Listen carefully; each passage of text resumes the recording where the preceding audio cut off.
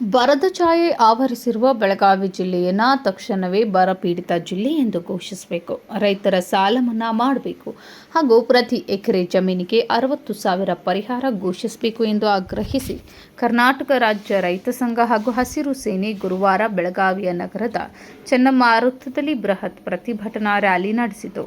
ನೂರಾರು ರೈತರು ಪ್ರತಿಭಟನೆಯಲ್ಲಿ ಪಾಲ್ಗೊಂಡು ರಾಜ್ಯ ಸರ್ಕಾರದ ವಿರುದ್ಧ ಘೋಷಣೆ ಕೂಗಿ ಆಕ್ರೋಶ ವ್ಯಕ್ತಪಡಿಸಿದರು. ಬಳಿಕ ಜಿಲ್ಲಾಧಿಕಾರಿಗಳ ಮೂಲಕ ಮುಖ್ಯಮಂತ್ರಿಯವರಿಗೆ ವಿವಿಧ ಬೇಡಿಕೆಗಳನ್ನು ಒಳಗೊಂಡ ಮನವಿ ಪತ್ರ ಸಲ್ಲಿಸಲಾಯಿತು. ಪ್ರತಿಭಟನೆಯಲ್ಲಿ ಮಾತನಾಡಿದ ರೈತ ಮುಖಂಡರು, ಈ ವರ್ಷ ಬೆಳಗಾವಿ ಜಿಲ್ಲೆಯಲ್ಲಿ ವಾಡಿಕೆಗಿಂತ ಅತ್ಯಂತ ಕಡಿಮೆ ಮಳೆಯಾಗಿದ್ದು, ಮಳೆ ಕೊರತೆಯಿಂದ ಬಿತ್ತನೆ ಮಾಡಿದ ಬೆಳೆಗಳು ಒಣಗುತ್ತಿವೆ.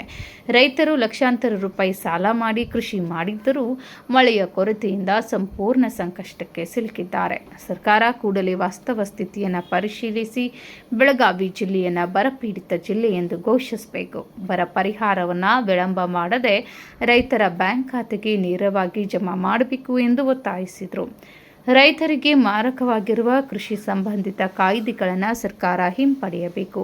ರೈತರ ಮೇಲಿರುವ ಸಹಕಾರಿ, ರಾಷ್ಟ್ರೀಕೃತ ಹಾಗೂ ಖಾಸಗಿ ಬ್ಯಾಂಕ್ಗಳ ಎಲ್ಲ ರೀತಿಯ ಕೃಷಿ ಸಾಲವನ್ನು ಸಂಪೂರ್ಣ ಮನ್ನಾ ಮಾಡಬೇಕು.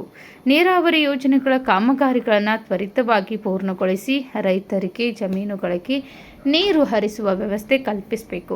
ಕೃಷಿಗೆ ಅಗತ್ಯವಿರುವ ವಿದ್ಯುತ್, ರಸಗೊಬ್ಬರ ಹಾಗೂ ಬೀಜಗಳನ್ನು ಸಮರ್ಪಕವಾಗಿ ಪೂರೈಸುವಂತೆ ಸರ್ಕಾರ ಕ್ರಮ ಕೈಗೊಳ್ಳಬೇಕೆಂದು ಆಗ್ರಹಿಸಿದರು.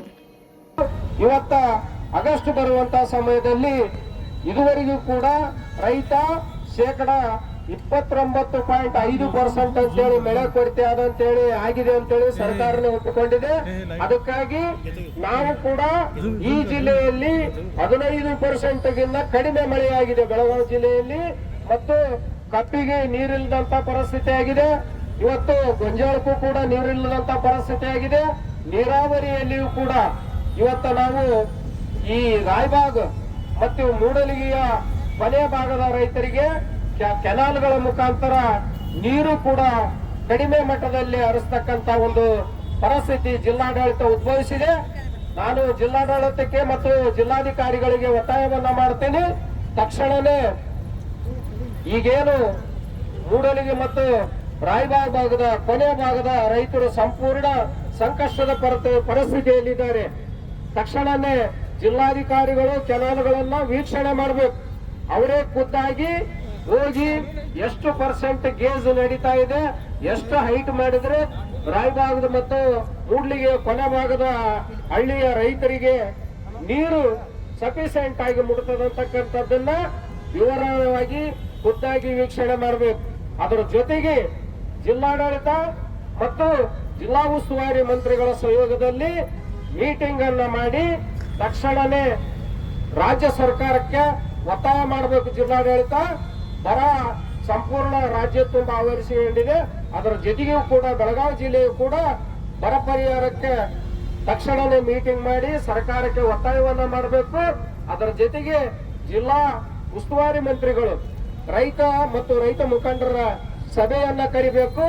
ನಮ್ಮ ಕುಂದುಕೊರತೆಗಳನ್ನ ಇವತ್ತಿನ ದಿನ ಜಿಲ್ಲಾಧಿಕಾರಿಗಳು ಮತ್ತು ಉಸ್ತುವಾರಿ ಮಂತ್ರಿಗಳು ಸಮಕ್ಷಮದಲ್ಲಿ ನಮಗೇನ್ ತೊಂದರೆ ಅದ, ಎಷ್ಟು ಬೆಳೆ ಪರಿಹಾರ ಬರಬೇಕು, ಈಗಾಗಲೇ ರೈತ ಬೀಜವನ್ನ ಖರೀದಿ ಮಾಡಿದೀವಿ, ಗೊಬ್ಬರವನ್ನ ತಂದಿಟ್ಕೊಂಡಿದೀವಿ, FIDಯಲ್ಲಿಯೂ ಕೂಡ ಇನ್ನ ತೊಂದರೆ ಬಹಳಷ್ಟಿದೆ. ಕೆಲವಷ್ಟು ರೈತರಿಗೆ ಇದುವರೆಗೂ ಕೂಡ FID ಆಗ್ತಾ ಇಲ್ಲ. ಒಂದು FIDಗೆ ಒಂದೇ ಚೀಲ ಅಂತೇಳಿ ಏನು ನಿಗದಿ ಮಾಡಿದ ಸರ್ಕಾರ ಅದನ್ನ ತಕ್ಷಣವೇ ಹಿಂದಕ್ಕೆ ತಗೋಬೇಕು.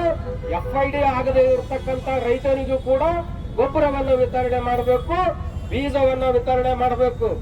ಒಂದು ವೇಳೆ ಈ ತಿಂಗಳ ಅಂತ್ಯ ಅಂದ್ರೆ ಇವತ್ತು 30 ಮುಂದಿನ ಹೊಸ ತಿಂಗಳಲ್ಲಿ ಮೊದಲನೇ ವಾರದಲ್ಲಿ ಸರ್ಕಾರ ಘೋಷಣೆ ಮಾಡಬೇಕು ಬರ ಆದ ಅಂತೇಳಿ. ರಾಜ್ಯದ 25 ಜಿಲ್ಲೆಯ ಮೇಲ್ಪಟ್ಟು ಬರವನ್ನ ಘೋಷಣೆ ಮಾಡಬೇಕು. ಒಂದು ವೇಳೆ ಇವರು ಏನಾದರೂ ಘೋಷಣೆ ಮಾಡದೆ ಹೋದ್ರೆ ಮುಂದಿನ ದಿನಗಳಲ್ಲಿ ಏನು ಅಧಿವೇಶನವನ್ನ ಸರ್ಕಾರ 1 ವರ್ಷದಲ್ಲಿ ಮಿನಿಮಮ್ 60 ದಿನ ಅಧಿವೇಶನವನ್ನ ನಡೆಸತಕ್ಕಂಥದ್ದು ಕಾಯ್ದೆ ಇದೆ, ಕಾನೂನಿದೆ. ಇವತ್ತಿನವರೆಗೂ ಕೂಡ ಸರ್ಕಾರ ಬಂದು 28 ದಿನ 29 ದಿನ ಮಾತ್ರ ಅಧಿವೇಶನವನ್ನ ನಡೆಸ್ತಾ ಇದೆ. ಇದು ರೈತರ ಬಗ್ಗೆ ಚರ್ಚೆಗಳಾಗ್ತಾ ಇಲ್ಲ. ಅದಕ್ಕೆ ನಾನು ಜಿಲ್ಲೆಯ ಎಲ್ಲಾ ಪತ್ರಕರ್ತ ಪ್ರತಿನಿಧಿಗಳ ಮುಖಾಂತರ ರಾಜ್ಯ ಸರ್ಕಾರಕ್ಕೆ ಒತ್ತಾಯ ಮಾಡ್ತೀನಿ, ತಕ್ಷಣನೇ ಅಧಿವೇಶನವನ್ನ ಕರಿಬೇಕು, ಬರ ಅಂತೇಳಿ ಘೋಷಣೆ ಮಾಡಬೇಕು.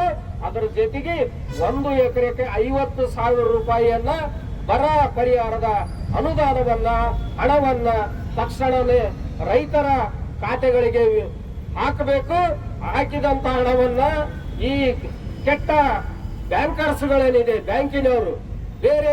ಪ್ರತಿಭಟನೆಯ ವೇಳೆ ರೈತರು ಸರ್ಕಾರದ ವಿರುದ್ಧ ಘೋಷಣೆಗಳನ್ನು ಕೂಗಿ ತಮ್ಮ ಆಕ್ರೋಶ ವ್ಯಕ್ತಪಡಿಸಿದರು. ಚನ್ನಮಾರುತದಿಂದ ಜಿಲ್ಲಾಧಿಕಾರಿ ಕಚೇರಿಯವರೆಗೆ ಪ್ರತಿಭಟನಾ ರ್ಯಾಲಿ ನಡೆಸಿದ ರೈತರು ತಮ್ಮ ಬೇಡಿಕೆಗಳನ್ನು ಈಡೇರಿಸದಿದ್ದರೆ ರಾಜ್ಯಾದ್ಯಂತ ಉಗ್ರ ಹೋರಾಟ ರೂಪಿಸುವುದಾಗಿ ಎಚ್ಚರಿಕೆ ನೀಡಿದರು.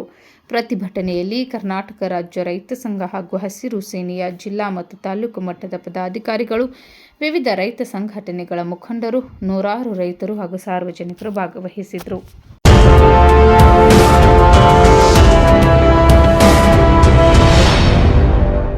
ಅರೆ, ಬಿಎಸ್ಸಿಯಲ್ಲಿ ಇಷ್ಟೊಂದು ಜನ ಯಾಕೆ? ಇದು ಟ್ರೈಲರ್ ಮಾತ್ರ. ಅಸ್ಲಿ ಸೇಲ್ ಈಗ ಶುರು. ಜುಲೈ 26ರಿಂದ ಬಿಎಸ್ಸಿ ಡಬಲ್ ಡೀಲ್ ಡಬಲ್ ಖುಷಿ. Sarees, ladies wear, men's wear, kids wear, ಎಷ್ಟು ಹೊಸ ಕಲೆಕ್ಷನ್! ಪ್ರತಿ ಕಲೆಕ್ಷನ್ ಸೂಪರ್. ನೀವು ಬನ್ನಿ, ಶಾಪಿಂಗ್ ಮಜಾ ಅನುಭವಿಸಿ. ಬಿಎಸ್ಸಿ ಡಬಲ್ ಡೀಲ್ ಡಬಲ್ ಖುಷಿ. ಅದಕ್ಕೆ ಬಿಎಸ್ಸಿಯ ಅತಿ ದೊಡ್ಡ sale. BSc double discount, double deal double ಖುಷಿ.